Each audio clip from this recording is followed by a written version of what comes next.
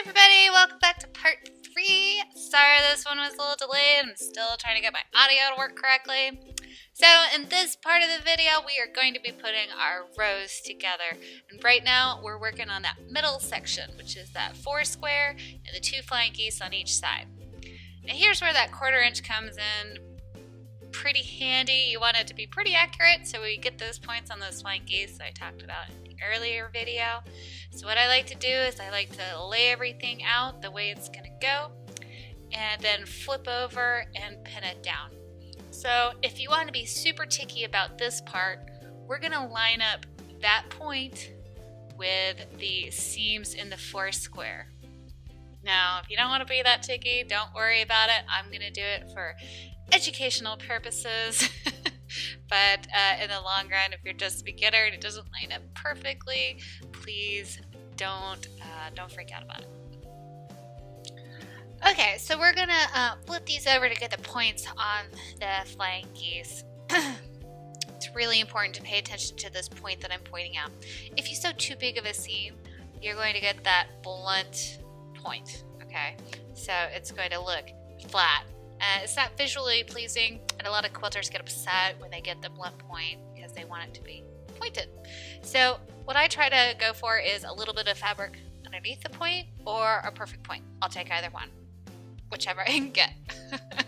So if you look on the back of your flying geese, you see these crosshairs of your seams. 2 seams intersecting with each other, and I'm just going to circle it and show it to you guys up close. This little crosshair means the world in flying geese, okay? If you can sew right below it, just a hair below it, your point is going to come out. If you sew too high, you are going to get a blunt point. So when you're sewing down your seams, you can kind of see where your seam is going to go and maybe make a little micro adjustment as you're sewing along. Just because not your seams aren't all perfectly 1/4 inch, it's okay. And I bump a little bit too. Like I'd rather have a perfect point than a perfect seam. So here's the line that I want you guys to aim for. See, it's just a hair below right where there's those seams intersect. Okay, now we're going to attach the flying geese to the side. So lay them out, flip it over. Now remember how I told you you can line up your point with your seams on your 4 patch. Here's how you do it.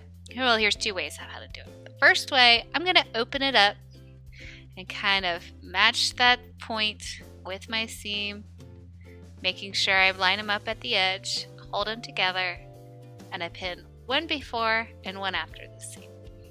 Because you're dealing with a lot of seams here, I like putting 2 pins in. And then I'm just going to stick some extra pins on the side, making sure everything lines up. Making sure nothing shifts like it can. So putting pins in is really helpful. Now, the second way you could do this is a little bit more difficult than what I just showed you. You can kind of use a pin as a navigation. So you're going to stick your pin through that crosshair right where they meet. Let's see if my camera is going to focus for this.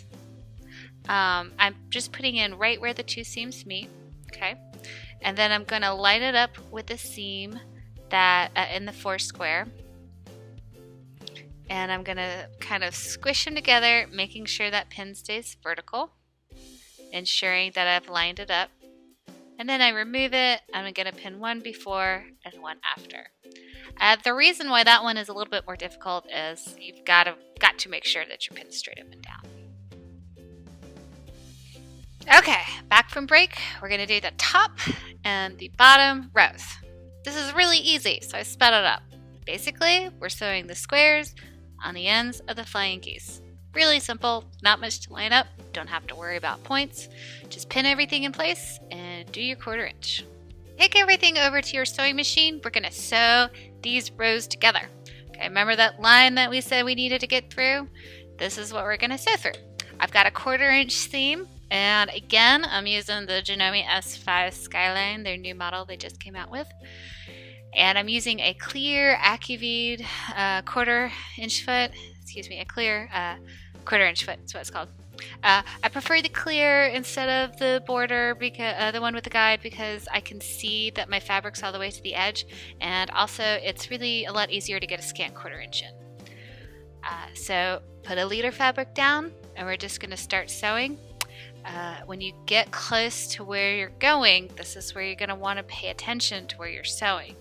Okay, this is where it matters, where you're going to get that point or not. So I'm going to sew up to the point, stop, using that start stop button, which is very nice, and make sure I'm sewing right where I'm supposed to be. I'm going to take my pin out, take a couple more stitches, adjust, and then sew down the rest. And no, you did not see me sew over a pin. That I don't do that, because that can be bad. If you choose to do that, no emails complaining if you break a needle. So that's how we're going to sew that on, and I'm going to look at it, and I'm pretty close. I'm going almost through the points. I know it's hard to see. My camera didn't focus real good. There we go. And see, it's just a little bit fudgy right there at that cross section, and I'm okay with that. Like I said, I'm here to teach you guys how to cover up your mistakes rather than be perfect. And I even got a little off on my lineup. So, but see how that point's nice and crisp because I got so close to those crosshairs? That's what we're looking for. Okay, so let's do the second side. Again, quarter-inch seam. I'm using a 1.8 stitch length, which is really nice. I've already told you guys that, but I'm going to keep saying it. It helps with puckering. It makes it strong. You know, all those good things. If you use too big of a stitch, you run the risk of it all coming out. So I'm going to sew up to that point, stop, take my pin out, sew through the rest, constantly adjusting, making sure I'm getting a quarter-inch seam, running over my pins like a mad woman. It's okay. I prefer running over my pins. It's terrible, because you can do damage to your machine. But so I'm right below that line. Looks like I'm going through the crosshairs, and I'm going to open it up, see how that point came out. This is always a nerve-wracking part. Pretty good, even lines up with the seam. Nice crisp point. That's what we're going for. So if I had sewn a little bit just right on the one that I'd marked, a little bit below, we would have a point with some fabric underneath of it. And to me, that's okay as well. On to the first and third blocks. Okay, so here's a great little demonstration that I'm about to do about why leader fabric is so important. See how my machine is hesitating right there? It's because it's got nothing to grab on with its stitches. If you have a machine that's older or one that doesn't have a very good feeding system, a leader fabric can really save your butt for your machine not eating fabric.